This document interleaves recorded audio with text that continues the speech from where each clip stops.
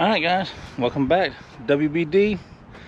Today's video, I'm working on my skid steer. The quick clipper quit working and I started taking it apart to find out why. Let's look at it. Alright, so far, well, hang on, let me get the other part here. I put it over here. Okay,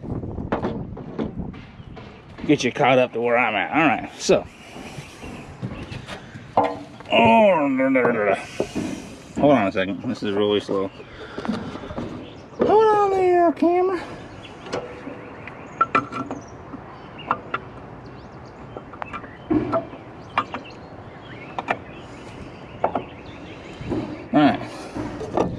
Alright, see how this is all together right here? And this end of it was through your manual lever. Anyway, I took there's 4 bolts down here. I took those 4 bolts out.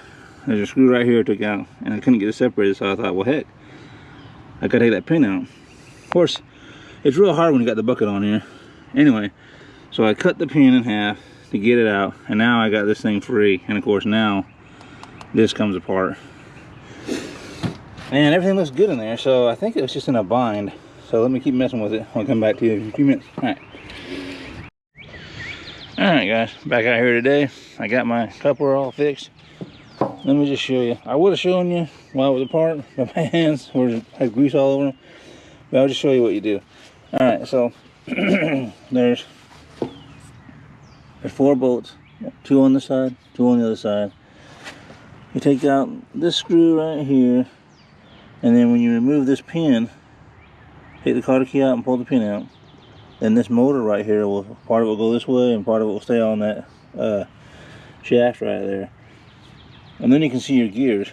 And inside of here, there's 3 gears. So 1 up here, 1 on the bottom, 1 in the middle. And they're all metal. I thought they were plastic, according to what the salesman told me. But they're all metal. I looked at mine, they were good. So I'm like, well, that's not the problem. So then I put it all back together. And when I did, you know, I was noticing this rod right here was like an inch over from being lined up with my pin right here. So, and I did kind of suspect that over here all this got pushed way over further than normal somehow and was in a bind. So anyway, by me taking it all apart and then putting it back together, because I can move these pins, these levers, I can move these levers once I got that pin out. I can move these levers just like you would if it was a manual coupler. And so I did that, make sure everything was moving good, you know, something didn't get stuck in there or something like that. Anyway, then when I put it all back together, and I knew I had to shorten this rod up because it wouldn't go in the hole, you know. So cranked up the machine and pushed the button, and it worked. So I was like, cool. So then I just, you know, shortened it until it would go in the hole, and then I put it together. But anyway, mine works now. I just got it in a bind somehow.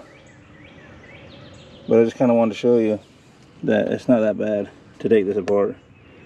There's not any oil or anything like that in there. Just a bunch of grease.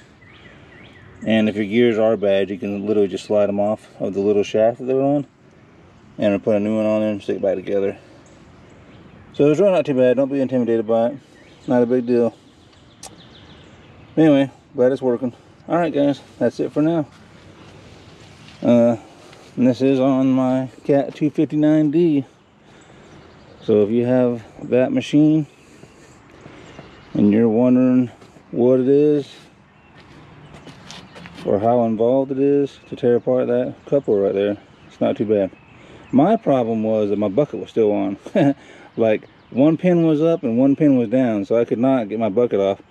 And as you can see right here, like that pin, the cotter key, that's not too bad, right? But when your bucket's right here blocking it, yeah, a little bit of a difficulty. And so I ended up just cutting that pin. I reached right in here with my hole saw, or my sawzall, with the metal blade, and just cut that pin right there in half, and then I was able to take it apart. And of course I had to put a new pin on there, and that pin was 11 bucks from the dealership. So I guess you could say $11 later I fixed my machine, right? But anyway, that's it. Now I'm gonna what I'm gonna do is clean out my, the little hole like this where the pin goes down into. Clean that out a little bit and re-grease them. Make sure that they're moving freely. But anyway, that's it. Thanks for watching. That's it for now. Bye.